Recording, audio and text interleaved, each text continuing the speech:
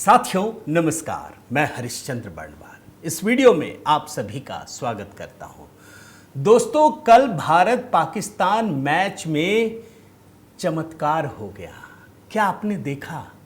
अगर आपने नहीं देखा दोस्तों, तो मैं आपको दिखाने वाला हूं। मैं भी आप ही की तरह और अधिकांश लोगों की तरह दोस्तों यही सोच रहा था कि भारत पाकिस्तान के बीच मैच नहीं होना चाहिए और किसी भी कीमत पर नहीं होना चाहिए।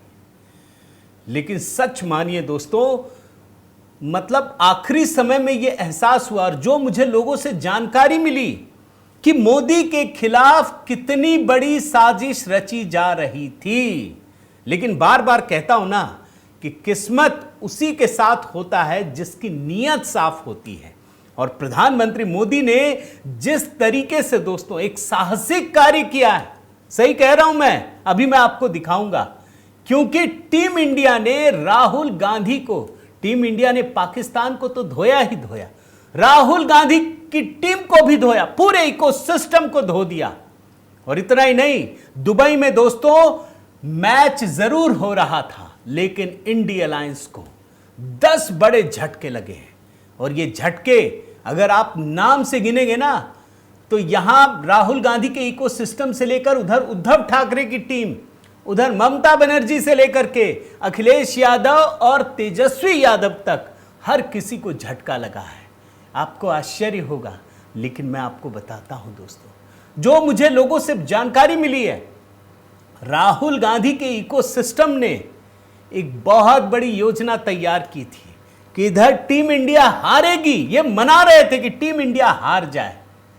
या आप भूले तो नहीं होंगे, जब एक मैच सिर्फ भारत की टीम हार गई थी तो कैसे मोदी जी को पनौती बनाने की कोशिश की गई थी, याद है ना आपको? यहां तो और बड़ी खौफनाक साजिश थी दोस्तों। पूरा टूल किट तैयार था, सब कुछ तैयार था, सारी प्लानिंग बनी हुई थी कि इधर टीम इंडिया हारे और उधर पूरा इकोसिस्टम मोदी जी को, पूरे देश को बदनाम करके रख दे। लेकिन चमत्कार हो गया। आज उसी चमत्कार को दिखाने जा रहा हूं दोस्तों, डिकोड करने जा रहा हूं कैसे टीम इंडिया ने सिर्फ पाकिस्तान को ही नहीं धोया, राहुल गांधी की पूरी टीम को धो दिया। और एक एक झटके, 10 झटके गिनूंगा मैं और आपको दिखाऊंगा। लेकिन आपसे निवेदन करता हूं दोस्तों, कमेंट जरूर कीजिएगा। मैं जरूर ये सोच रहा था कि मैं भी ये मैच नहीं देखूंगा, लेकिन फिर भी मैंने कुछ बड़ा हिस्सा देखा।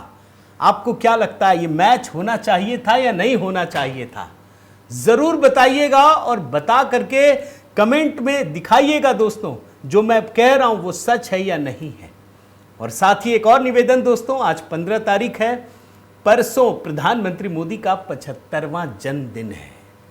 और आप जानते हैं, जैसा हमने वादा किया था, हैप्पी बर्थडे मोदी जी, ये गीत हमने तैयार किया है दोस्तों।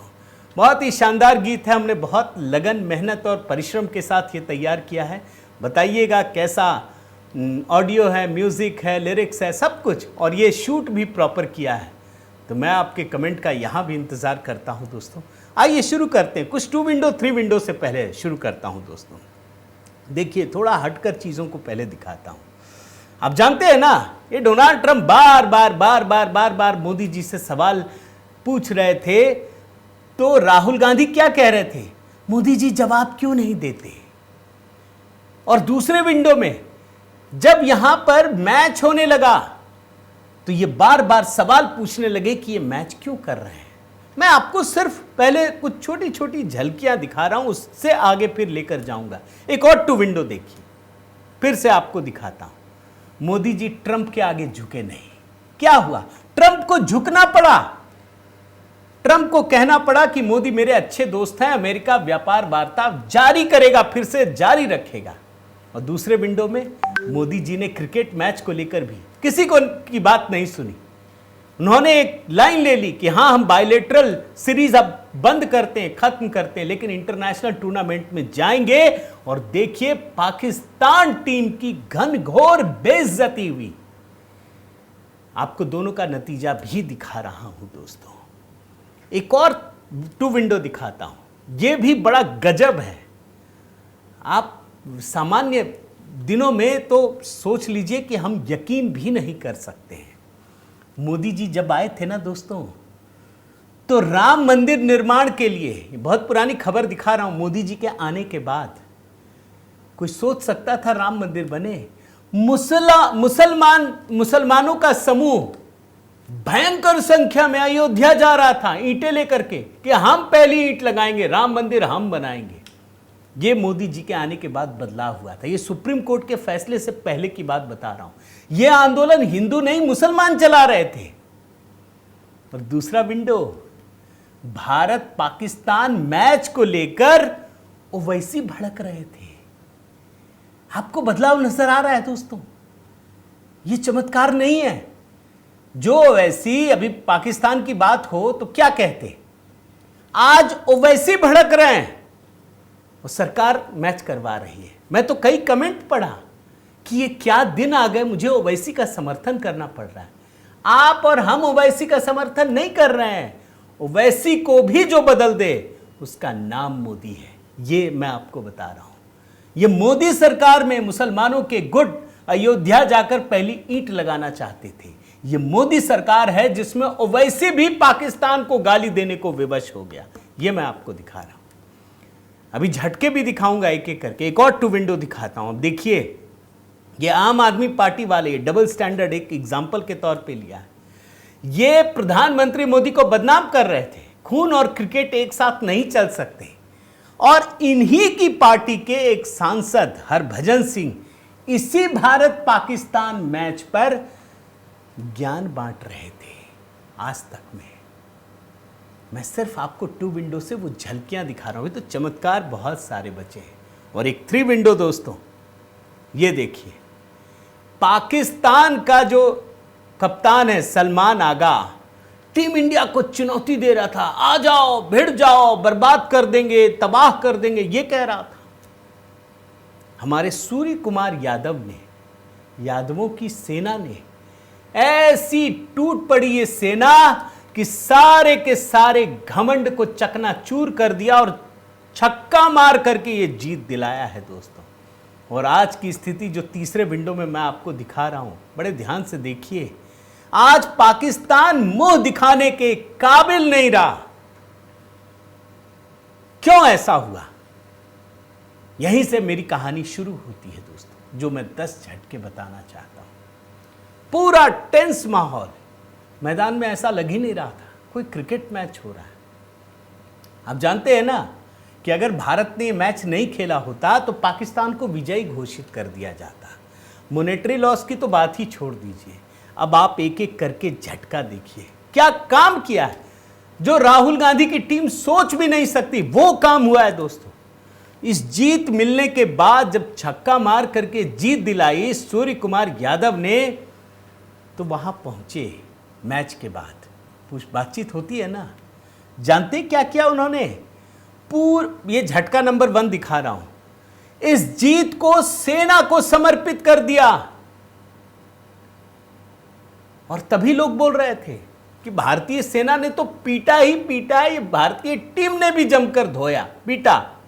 क्या कहा? मैं कोट अनकोट में पढ़ता हूं दोस्तों, मैं दिखा नहीं सकता क्योंकि ये बड़ा कॉपीराइट का इश्यू होता है। सुनिए, मैं कुछ कहना चाहता हूं और यह मौका भी सही है। हम पहलगाम आतंकी हमले में मारे गए लोगों के परिवार के साथ हैं और इनके साथ अपनी एकजुटता व्यक्त करते हैं। मैं यह जीत जो पाकिस्तान के खिलाफ है हमारे सभी सशस्त्र बलों को समर्पित करता हूं, जिन्होंने काफी बहादुरी दिखाई है। उम्मीद है कि वे आगे भी हमें प्रेरित करते रहेंगे और जब भी हमें उन्हें खुशी देने का मौका मिलेगा, हम उनके चेहरे पर हंसी लाते रहेंगे। बहुत बड़ा झटका है। मैं ऐसे ही नहीं कह रहा था, मोदी जी ने बड़ा रिस्क लेने का काम किया। बहुत बड़ा झटका है। यह पहली बार हुआ। आप आजाद भारत के इतिहास में सारे क्रिकेट मैच निकाल करके देख लीजिए, अगर इस तरह का कोई बयान दिया गया हो, किसी कप्तान ने दिया हो। पाकिस्तान पर यादवों की सेना टूट पड़ी। झटका नंबर 2 देखिए, और यह झटका कैसे शुरू हुआ आपको समझ में आएगा। टॉस के दौरान ही भारी भरकम बेइज्जती की गई। जानते क्या किया?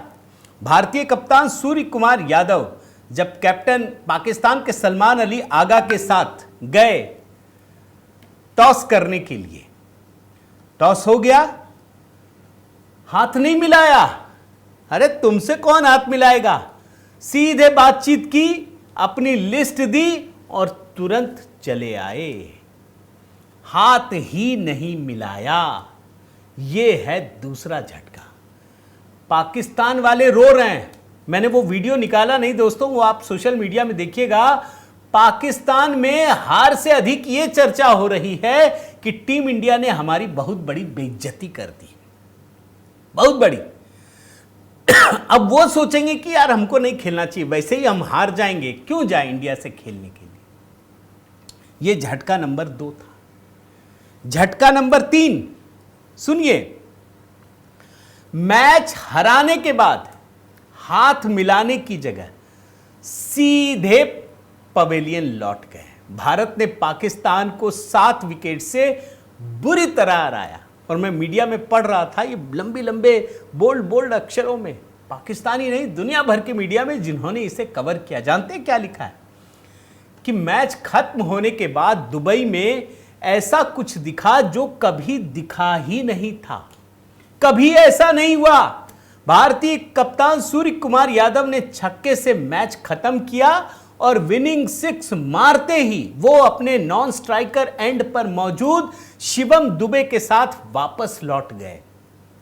दोनों ने पाकिस्तान के किसी भी खिलाड़ी से हाथ नहीं मिलाया। भारतीय टीम का कोई भी खिलाड़ी बाहर नहीं आया।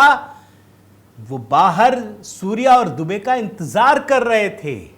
सबने आपस में हाथ मिलाया, पाकिस्तान को दरकिनार कर दिया। मैं जरा आपको वो फोटो दिखाता हूं, आप देखिए। ये देखिए, पाकिस्तानी खिलाड़ी मैदान में खड़े खड़े इंतजार कर रहे हैं। शायद इसी बहाने कुछ मौका मिल जाएगा, बेइज्जत करने का मौका मिलेगा। ये तो क्या है, हारने के बाद भी कुछ ना कुछ मसाला तैयार करने की कोशिश करते हैं। कोई भी भारतीय खिलाड़ी नहीं उतरा, कोई भारतीय खिलाड़ी नहीं उतरा। और यहीं से झटका नंबर 4 दोस्तों, वो मैं आपको दिखाता हूं। सिर्फ बाहर नहीं निकले इतनी बात नहीं है। मैच खत्म होने के बाद जो वीडियो दिख रहा था, पाकिस्तान के खिलाड़ी एक लाइन से खड़े हो गए। उनको लगा टीम इंडिया आएगी, चलो ये सूर्य कुमार यादव बदमाश आदमी है, वो यही कह रहे होंगे, लेकिन बाकी खिलाड़ी तो आएगी। कोई खिलाड़ी नहीं आया। और आया नहीं, बल्कि ड्रेसिंग रूम में जब आखिरी खिलाड़ी पहुंचा ना, तो उसने धक्का देके एकदम बंद भी कर दिया, यह एहसास जताने के लिए कि तुम इसी योग्य हो। मैं आपको 2 विंडो दिखाता हूं दोस्तों। अब देखिए, पाकिस्तान की टीम इंतजार कर रही है और दूसरी तरफ टीम इंडिया ने किस प्रकार से ड्रेसिंग रूम को बंद कर दिया, धक्का देके बंद किया। इधर पाकिस्तान के खिलाड़ी सोच रहे अब तो आएंगे, अब तो आएंगे। इन लोगों ने भी प्लानिंग कर रखी थी, ये बात समझ लीजिए। ऐसा नहीं है कि सिर्फ इंडिया अलायंस और राहुल गांधी की टीम ने ही प्लानिंग की थी कि अब पनौती बनाएंगे, अब तो बदनाम करने का बहुत बड़ा मौका है। इनको लग रहा था। दोस्तों सच कहूं ना, तो मैच से पहले मैं भी यही सोच रहा था, ये मोदी जी ने गलत कर दिया, ये पब्लिक सेंटिमेंट को समझ नहीं रहे हैं। अभी एहसास होता है कि मोदी जी ने वाकई बहुत बड़ा काम किया है। और यहीं से झटका नंबर 5 भी है दोस्त, मैं आपको बताता हूं। पाकिस्तान ने औपचारिक रूप से क्रिकेट काउंसिल को यह शिकायत की है कि सूर्य कुमार यादव ने और उनकी टीम ने हमसे हाथ नहीं मिलाया और ड्रेसिंग रूम भी बंद कर दिया, हाथ ही नहीं मिलाया, पूरा एकदम बहुत बेइज्जती है। अभी तो पाकिस्तान का मैं आपको क्या दिखाऊं दोस्तों, मैंने तो 2-3 वीडियो देखे वहां के चर्चा करते हुए, वो गजब फील कर रहे हैं। ये फीलिंग आपको क्रिकेट में इससे पहले कभी नहीं दिखी होगी। हालांकि मैं देख रहा था, एक टाइम्स ऑफ इंडिया का जर्नलिस्ट है, ये देखिए साहिल महलोत्रा, ये बहुत गुस्सा में है कि ये नहीं करना चाहिए, पाकिस्तान के खिलाड़ियों से हाथ मिलाना चाहिए, ये कह रहे हैं। आप सोचिए दोस्तों। लेकिन मैं दाद देना चाहूंगा कि बीसीसीआई ने एकदम कठोर सख्ती भरा फैसला किया है कि जो टीम इंडिया ने किया वो शानदार किया है। We express our solidarity We stand by the victims of the families of Pahalgam terror attack. We want to dedicate today's win to all our armed forces who showed a lot of bravery. जैसे सूर्य कुमार यादव ने कहा दोस्तों, वही BCCI ने भी कहा कि हमने अपनी जीत अपने सशस्त्र बलों को समर्पित किया है। और इसी से जुड़ा है झटका नंबर 6। यह तो गजब है। ऐसे अगर मैं कह दूं ना कि देखो बेइज्जत किया है, तो आप या बाकी जो इंडिया अलायंस के लोग हैं या ये जो खान मार्केट गैंग के लोग हैं, पता है क्या बोलेंगे? अरे पाकिस्तान वाले भी कह रहे हैं, हम भी कह रहे हैं, उसमें क्या है? नहीं, ऐसा नहीं है दोस्तों। पाकिस्तान की टीम ने कितनी बेइज्जती महसूस की, कितना अपमानित हुए वो शुरू से लेकर आखिर तक। इसका एहसास आपको इस बात से होगा कि जब प्रेजेंटेशन सेरेमनी हुई तो पाकिस्तान का कप्तान सलमान अली आगा आया ही नहीं। आप जानते हैं ना, मैच खत्म होने के बाद दोनों कप्तान आते हैं, दोनों खिलाड़ी सब आते हैं, हाथ मिलाते हैं, बात करते हैं, उसके बाद बातचीत होती है, वो आया ही नहीं। आप सोचिए, ये मैच नहीं होता तो ये पल ऐसा आता क्या? बल्कि आप तो पाकिस्तान को वैसे ही विजयी घोषित कर देते। ये कोई बायलेटरल सीरीज तो थी नहीं, ये तो इंटरनेशनल सीरीज है, एशिया कप है। आप खुद ही हार सौंप देते उसको। मैं ऐसे ही नहीं कह रहा हूं दोस्तों कि मोदी सरकार ने कितना बड़ा रिस्क लेकर कितनी बहादुरी का काम किया है। और यहीं से मैं आपको झटका नंबर 7 बताता हूं। जब बुरा होता है ना, तो कैसे बुरा होता है उसका एग्जाम्पल दे रहा हूं। पाकिस्तान टीम की इतनी बड़ी बेइज्जती, इतनी बड़ी, एक तो पूरा माहौल टेंस, दोनों टीम आए, बातचीत नहीं हुई, कोई हाथ नहीं मिलाया गया। अब वहां पर एक ट्रेडिशन क्या है दोस्तों, दोनों देशों के राष्ट्रगान बजते हैं। पाकिस्तान का बजना था, जानते क्या हुआ? डीजे ने क्या किया, उसने जलेबी बेबी बजा दिया। ये जेसन डेरुलो का एक मशहूर गाना है। डीजे ने पाकिस्तान का राष्ट्रगान बजाने के बजाय जलेबी बेबी बजा दिया और 6 सेकंड तक यही बजता रहा। फिर उसने इसे बंद किया, फिर पाकिस्तान का राष्ट्रगान बजाया। अब ये पाकिस्तान की टीम की तो गलती नहीं है, लेकिन मैं आपको बता रहा हूं कि जब बुरा होता है तो कैसे बुरा होने लगता है। देखने का नजरिया हमको बदलने की बहुत जरूरत है दोस्तों। और अगला झटका देखिए, झटका नंबर 8। मैं जो आपको दिखा रहा हूं ना दोस्तों, ये मैंने ऑब्जर्व किया है। बीसीसीआई के अधिकारियों ने इस पूरे मुकाबले का अदृश्य बायकॉट किया। एकदम माहौल अलग। आप सोचिए, भारत पाकिस्तान का मैच चल रहा हो, बड़े बड़े अधिकारी पागल हो जाते हैं, बोलते टिकट देना, उसको देना, इसको देना है। कोई नहीं पहुंचा। बीसीसीआई के अधिकारी जिस तरीके से इस मैच से दूर रहे, वो साफ साफ दर्शा रहा था कि उनको भी भारत पाकिस्तान मैच में जरा भी दिलचस्पी नहीं है। लेकिन चूंकि इंटरनेशनल टूर्नामेंट है, अगर हम ऐसे ही छोड़ देंगे तो ये तो जीत जाएगा, ये तो चाहता ही है पाकिस्तान। और इतना ही नहीं दोस्तों, मैं आपको झटका नंबर 9 दिखाता हूं। आम लोगों की बात दिखा रहा हूं। ये मैं जज्बे को सलाम करता हूं। ये स्टेडियम, भाई भारत पाकिस्तान का मैच हो, कोई बता रहा था ज्यादा सीटों की कैपेसिटी भी नहीं है, 25-30 हजार ही है। ये स्टेडियम खाली पड़ा था। आप कल्पना कीजिए दोस्तों, भारत पाकिस्तान के मैच में स्टेडियम खाली रहे, लोगों ने बायकॉट किया। जो इधर के इकोसिस्टम है उसने भी बायकॉट किया। लेकिन मैं आज ये बात आपके सामने कह सकता हूं कि ये मैच होना जरूरी था। ये मैच नहीं होता तो ये सारी चीजें देखने को मिलती ही नहीं दोस्तों। और झटका नंबर 10 ये दिखाता हूं। आप जानते हैं ना, ऑपरेशन सिंदूर के दौरान पाकिस्तान के कुछ खिलाड़ी, जैसे एक मैं नाम बताता हूं, फहीम अशरफ, ये उटपटांग फोटो ट्वीट करके भारत की सेना को या भारत को चिढ़ाने की कोशिश कर रहा था। जानते हैं, इस खिलाड़ी को टीम में ही नहीं लिया। इसे लग रहा था कि भारत को गाली दो तो हमारी तो पक्की हो जाएगी सीट। इस खिलाड़ी को मैच में शामिल ही नहीं किया। इसको भी पाकिस्तान ने, पाकिस्तानियों ने बहुत बड़ा झटका समझा है। ये 10 बड़े झटके लगे हैं। और अब मैं आपको दिखाता हूं दोस्तों, जो चमत्कार है ना, वो ऐसे ही चमत्कार नहीं होते। चमत्कार के पीछे बहुत सारी कहानियां होती हैं। अब जैसे देखिए, असदुद्दीन अवैसी कभी बोलते ही है, मैं तो आरफा खानम उसका भी देख रहा था कि कैसे मैच करा दिया, जो आई लव पाकिस्तान कहती रही है।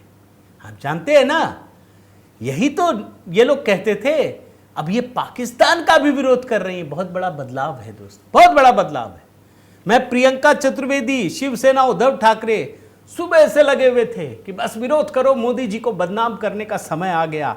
इसी तरीके से कांग्रेस के नेता फोटो लगा लगा करके अलग अलग तरीके से, आप देखिए, इस तरीके से बदनाम करने की कोशिश कर रहे थे। आप इनका ट्वीट देखिए, समझ में आ जाएगा। एक सवाल है, अगर ये परिवार किसी सत्ताधारी नेता का होता, कोई इनसे पूछे क्यों बॉम्बे अटैक के बाद कौन कराया था, किसकी सरकार थी, मैच कौन करा रहा था?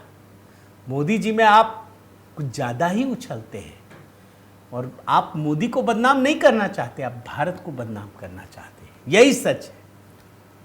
और मैं आपको एक दिखाता हूं, ये टीएमसी स्पोक्स पर्सन लंबा चौड़ा पोस्ट लिख दिया है दोस्तों। मैं दिखाना ये चाह रहा हूं कि इंडिया अलायंस पिछले कई दिनों से लगातार सुनियोजित तरीके से मोदी सरकार को बदनाम करने की कोशिश कर रहा था। अगर कल भारत की टीम ये मैच हार जाती तो आप कल्पना नहीं कर सकते क्या होता।